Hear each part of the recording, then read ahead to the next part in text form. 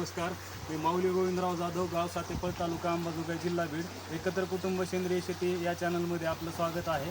तर आज आपण या ठिकाणी सेंद्रिय निविष्ठांचा वापर कमी वेळेमध्ये, कमी खर्चात आणि कमी श्रमामध्ये या पद्धतीनं कसा केला जातो तर हे आपण या ठिकाणी जाणून घेणार आहोत. या ठिकाणी आपण 10 बाय 10 बाय 10चा हौद जो बनवलेला आहे तर त्यामध्ये बघा तिहेरी सांगड कशी केलेली आहे. तर येणारा जो काही गोठ्यातलं गोमूत्र आहे तर संकलित करण्याच्या ऐवजी आपण या ठिकाणी हे पाईपच्या द्वारे जी नाली मारलेली गोठ्यामध्ये होती तर त्या पाईपला जोडून या ठिकाणी आपण ह्याच्यामध्ये हौदात घेतो.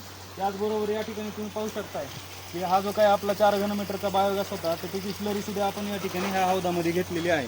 तर ती त्या आउटलेटमधून दररोज सकाळी या ठिकाणी यामध्ये हौदामध्ये जमा होते. त्याचबरोबर याला लागून आता ज्या वेळेला आपल्याला शेण स्लरी द्यायची असते तर त्यावेळेला आपल्याला जी काही जनरल मोटर आपण विहिरी किंवा बोरिंगमध्ये वापरतो तर त्या मोटरीच्या सहाय्यानं ते जात नाही.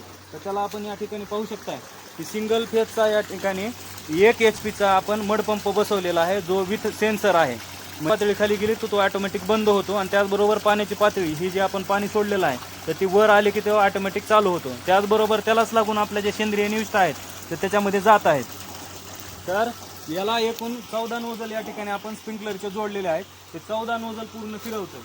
तर हा झाला भाग की दैनंदिन आहारात फळाचा वापर, त्यालाच लागून चारा पिकं आपण जनावरांसाठी लागवड केलेली आहे. त्यामध्ये आपला कडवळ आहे, देशी मका आहे आणि बुलेट 4 जो गवत आहे तर ते पण आपण त्या ठिकाणी लावलेलं आहे. त्याच्यावरची तुम्ही काळा बघू शकताय. आणि त्याचबरोबर दैनंदिन आहारामध्ये आपल्याला जे काही भाजीपाला लागतो तर भाजीपाला हा एकंदरीत आपण या ठिकाणी लागवड केलेला आहे. मडपंपाला लागूनच आपण या ठिकाणी ज्या काही आपल्या इतर सेंद्रिय निविष्ठा आहेत त्यामध्ये गोक्रपामृत आहे, जीवामृत आहे, ताम्रताक आहे, त्याचबरोबर वेस्ट डिकम्पोजर आहे.